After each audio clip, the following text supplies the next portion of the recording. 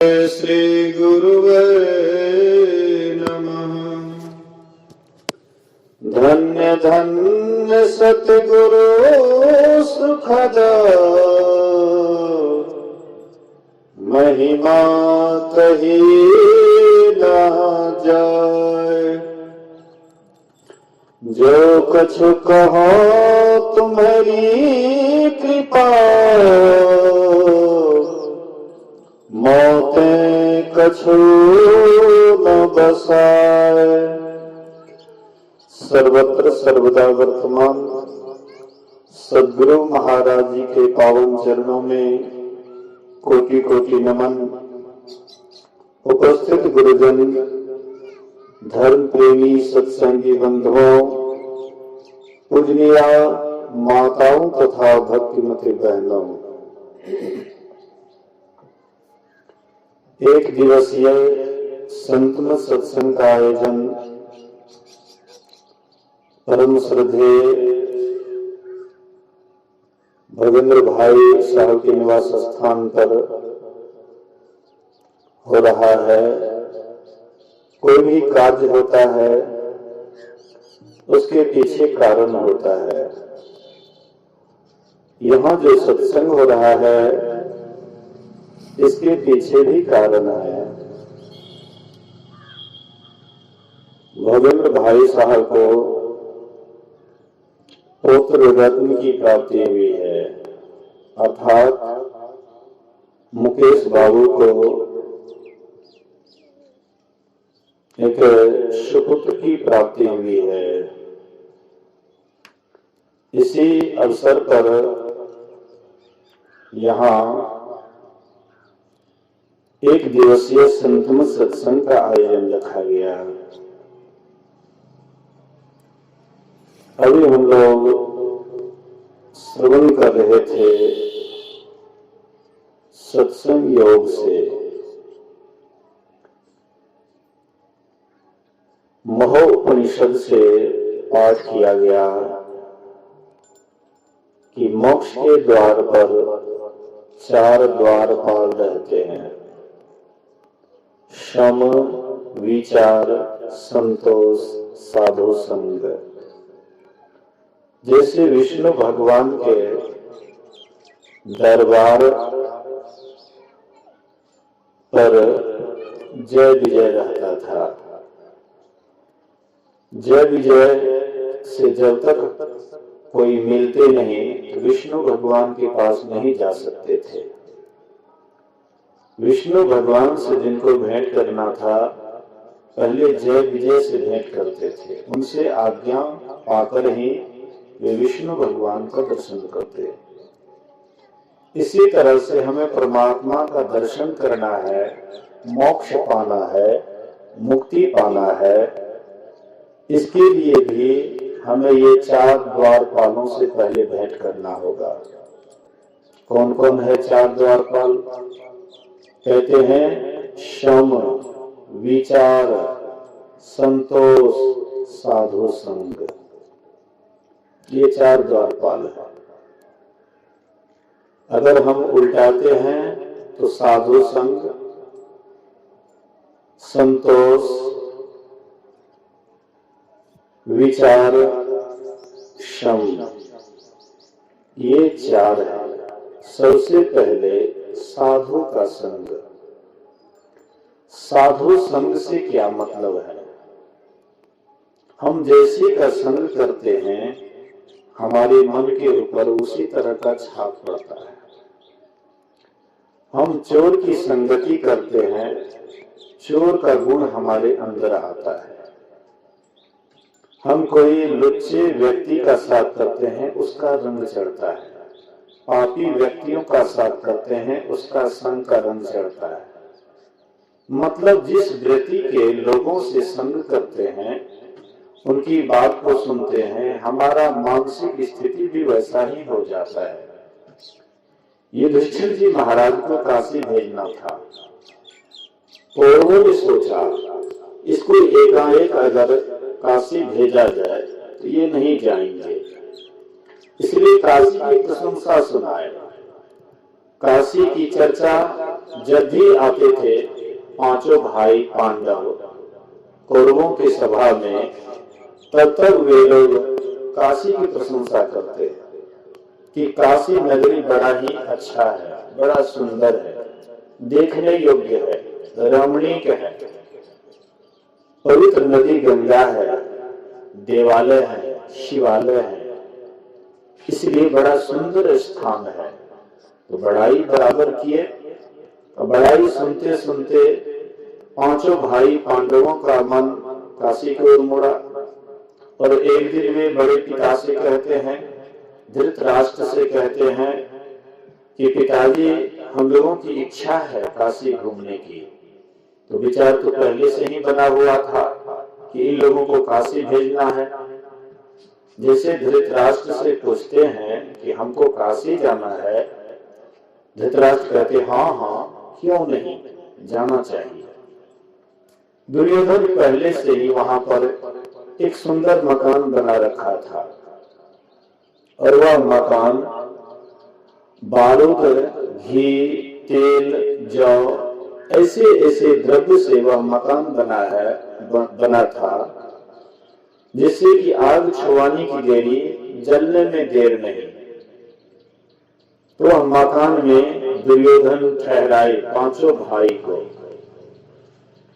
जब ये लोग जा रहे थे, काशी की यात्रा करने वाले थे, विदुर जी रास्ते में मिल जाते हैं और विदुर जी कहते हैं मलेच्छ भाषा में कि जो स्थान रहने योग्य है वहां पर रहना चाहिए और जो स्थान रहने योग्य नहीं है वहां नहीं रहना चाहिए। हाँ, अगर जो स्थान रहने योग्य नहीं है वहां पर भी रहना पड़े तो सचेत होकर के रहना चाहिए, सावधान होकर के रहना चाहिए। जब जंगल में आग लगती है तो जितने भी पशु पक्षी है सबके सब राख हो जाते हैं, लेकिन बिल में रहने वाला चूहा उसका नाश नहीं होता है। दिन में हम सूर्य के द्वारा दिशा का ज्ञान करते हैं, रात्र में नक्षत्र आदि के द्वारा हम दिशा का ज्ञान करते हैं। मतलब सांकेतिक भाषा में वे बता दिए, सूचना दे दिए। ये पांचों भाई जब आए, काशी में उनके लिए रहने का स्थान जो दिखा दिया, तो युधिष्ठिर जी महाराज कहते हैं भीम से, भीम भैया देखो यह मकान किस चीज का बना हुआ है। तो भीम का घ्राण शक्ति बड़ा तेज था, तीव्र था। अच्छा किए थे बिना लेने के चलते। बोलिए श्री सदगुरु। तो भीम का घ्राण शक्ति तेज था, सूंघने से वे बहुत कुछ मालूम कर लेते थे। जैसे गुरु महाराज जी का घ्राण शक्ति बड़ा तेज था। गुरु महाराज जी को किसी कमरा में ठहराते थे, अगर कहीं पर नुका चुरा करके खैनी या कोई नशीला पदार्थ रहता था तो गुरु महाराज जी कहते थे कि यहाँ पर कोई नशीला है, उल्टी होने लग जाता था। कहते थे हुजूर नहीं है, न बढ़िया से खोजिए। अब बढ़िया से खोजते थे तो कुछ न कुछ नशा मिल जाता था। मतलब नशा बर्दाश्त नहीं होते थे गुरु महाराज को।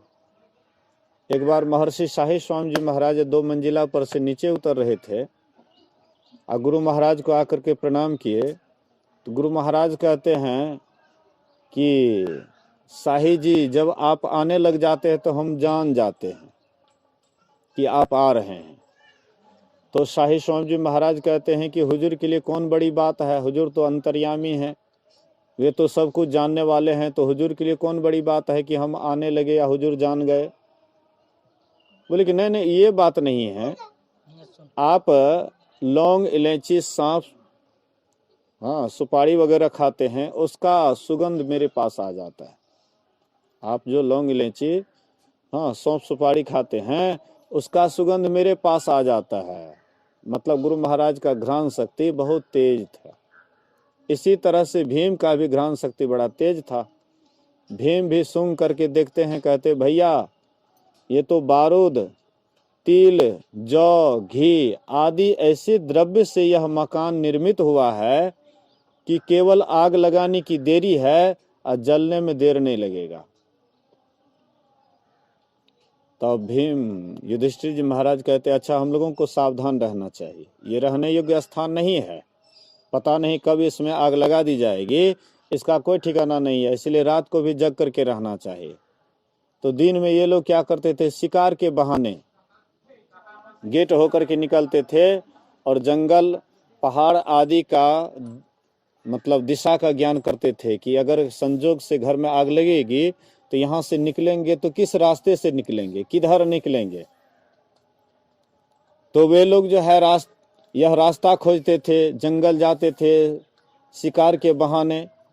इसी तरह से कुछ दिन तक रहे। जब वह समय आया जिस रात में आग लगाते, उस रात में ये चारों भाई पांचों भाई जग रहे थे। मालूम हो गया कि आज इसी रात को इस मकान में आग लगाया जाएगा। तो भीम से कहते कहीं पर खोखला जगह भी है। तो जांच पड़ताल करने के बाद बोले कि हाँ एक जगह खाली है। तो वहां से पत्थर हटा करके देखा गया तो वहां सुरंग था।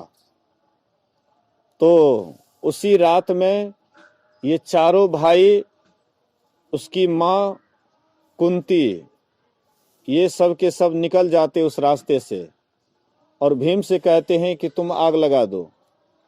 भीम आग लगा देते हैं, मकान जलने लगा।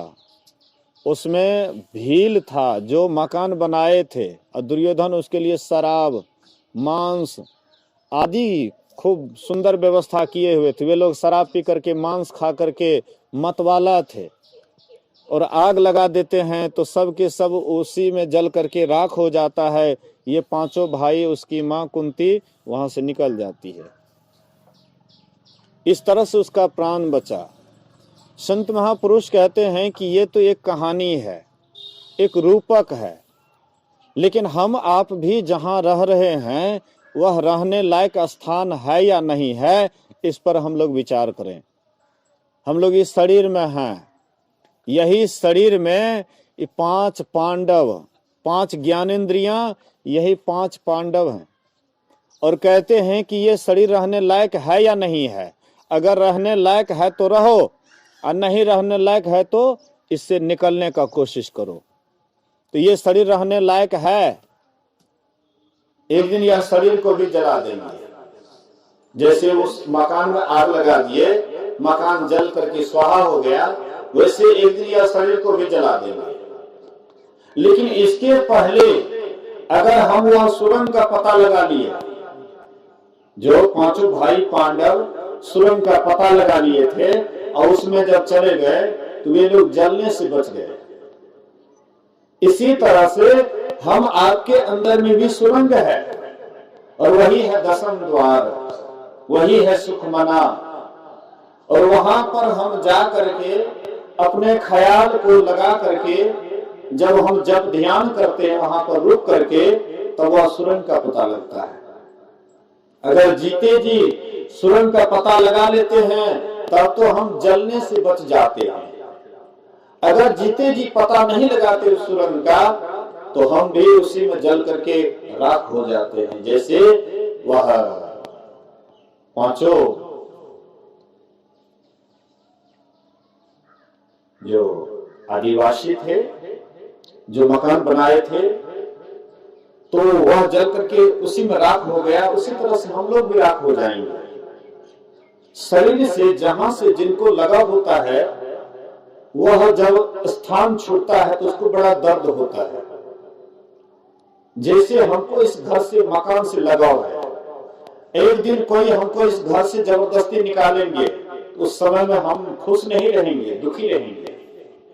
हम हाय हाय करेंगे कि तुम मेरी मकान से क्यों निकालते हो।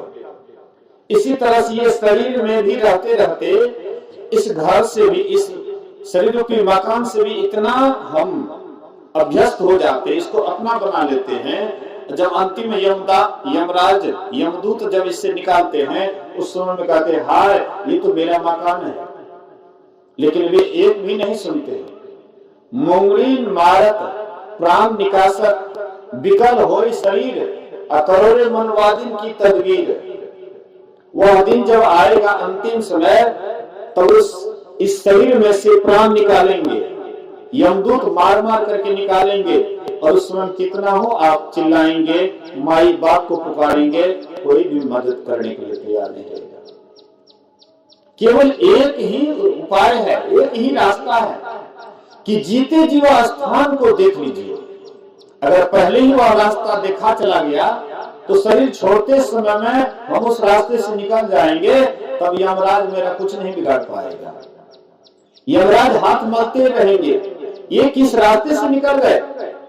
इसलिए गोरखनाथ जी महाराज कहते हैं, जाता जोगी किन्हु न पावा। योगी लोग जब शरीर छोड़ते हैं तो वे भी जान नहीं पाते हैं कि किस रास्ते से चले गए। वह रास्ता लंबा है, वह मार्ग चौड़ा है। जिस रास्ते पर, जिस मार्ग पर बहुत आदमी जाते हैं, वह रास्ता महीन है, वह रास्ता सांकड़ा है, जिस पर कोई बिरला ही जाता है। ईसा मसीह कहते हैं, ईसा मसीह कहते हैं कि वह रास्ता लंबा है, वह रास्ता मोटा है, जिस पर बहुत आदमी जाते हैं। जैसे आप हम देख रहे हैं रोड पर, जो भी पढ़े लिखे हैं, अनपढ़ हैं, सबके लिए रोड बना हुआ है, सब उस रास्ते पर जाते हैं, लेकिन उस रास्ते का कभी अंत नहीं होता है। एक दिन उस रास्ते से चलते चलते यम के ही खाई में गिरते हैं। लेकिन एक रास्ता वह महीन रास्ता है, वह सूक्ष्म रास्ता है, वह झीना रास्ता है, उस रास्ते से कोई बिरला ही जाता है। और जो उस रास्ते का पता लगा लेते हैं, असल में वही दुख से छूट पाते हैं। लोग दुख से छूटने के लिए बहुत उपाय करते हैं। लोग सोचते हैं हमारे पास में धन की कमी है इसलिए हम दुखी हैं, धन की कमी है इसलिए आप दुखी हैं। ऐसा कभी भी नहीं सोचिएगा। जिनके पास में अपार धन है वे सुखी हैं, ये भी कहने योग्य बात नहीं, ये भी मानने योग्य बात नहीं है। जिनके पास अपार धन है वे भी दुखी हैं, धन है वे भी दुखी हैं।